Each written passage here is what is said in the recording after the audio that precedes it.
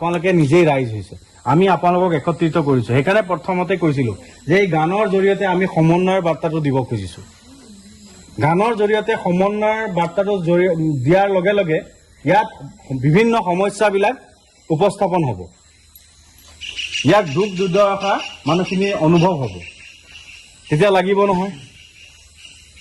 হয় নহয় কওক সেই বস্তুটো ছাৰ আমাক এই বস্তুটো দিয়ক উল্টা হৈ যায় নাই প্ৰথমে তেওঁলোকে আহিব গোটেই ঘৰে ঘৰে ঘূৰিব গামোচা দিব যেতিয়া তেওঁলোকে জিকি যোৱাৰ পিছত চাব নহা হ'ব আমি তেওঁলোকৰ ঘৰত গৈ পেলাই গামোচা দি ভৰি চুব লাগিব এই বস্তুটো আমি নকৰোঁ আমাৰ কথাটো কি গণতন্ত্ৰত ৰাইজে ৰজা সেইকাৰণে কৈছোঁ ৰাইজে এই গোটেই কামখিনি কৰিব লাগিব পুনৰবাৰ এই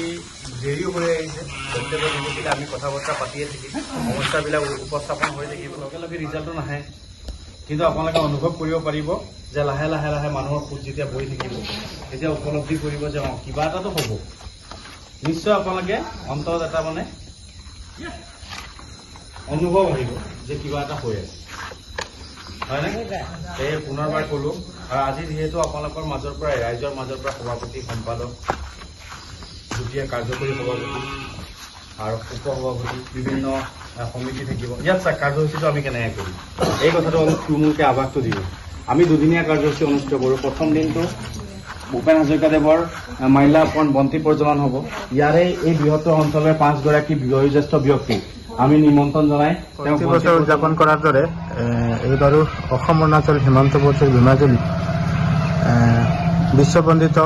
ডক্টৰ ভূপেন হাজৰিকাদেৱৰ 14তম মৃত্যুবাৰ্ষিকী উপলক্ষে সমন্বয় দিন হিচাপে পাভৈ আঞ্চলিক ছাত্ৰ সন্থাই উদযাপন কৰি আহিছে এইবাৰো ধেমাজিত উদযাপন কৰাৰ প্ৰস্তুতি চলি আছে কি ক'ব প্ৰস্তুতি কেনেধৰণৰ চলি আছে হয় প্ৰত্যেক বছৰে আমাৰ ভূপেন হাজৰিকাদেৱৰ শ্ৰদ্ধাঞ্জলি কাৰ্যসূচীটো উদযাপন কৰি আহিছে পাভৈ আঞ্চলিক ছাত্ৰ সন্থাই আৰু বিশ্বনাথ সদৌ অসম ছাত্ৰ সন্থাৰ দুলদুল বৰখটকী দেৱ থকাৰ পৰাই তেখেতৰ নেতৃত্বত পাভৈ হওক বালিচাং হওক আমাৰ বিভিন্ন অঞ্চলত হৈ আহি আছে ভূপেন হাজৰিকাৰ প্ৰগ্ৰাম আৰু এইবাৰ আমাৰ এই 2 নং ধেমাজিত মানে প্ৰতিষ্ঠানটো পতাৰ উদ্দেশ্যে আজি ইয়াত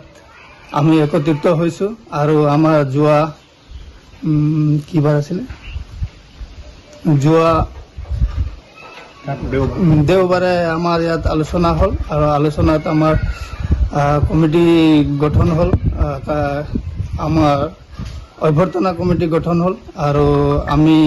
অহা 12 তাৰিখ দেওবাৰে লাইখুটা ইয়াত স্থাপন কৰিম আৰু আমি সকলো গাঁৱৰ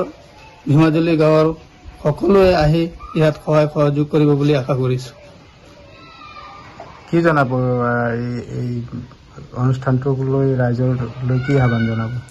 ৰাইজক লৈ এইটোৱে আহ্বান জনাওঁ যে সকলোৱে সহায় সহযোগ কৰক আৰু সকলোৰে উপস্থিত আৰু সকলোৰে সহায় সহযোগত এইখন কাৰ্যসূচীটো ভালকৈ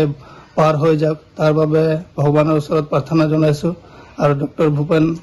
হাজৰিকাদেৱৰ এই মৃত্যু বাৰ্ষিক 14তম বাৰ্ষিকৰ দিনত সকলোৱে বিভিন্ন প্ৰান্তৰ পৰা আহি ইয়াত আমাৰ মাজত আহি আমাক উৎসাহ আৰু এই কাৰ্যসূচীটো ভালদৰে পাৰ কৰিবলৈ সহায় সহযোগ কৰিব বুলি আশা কৰিছোঁ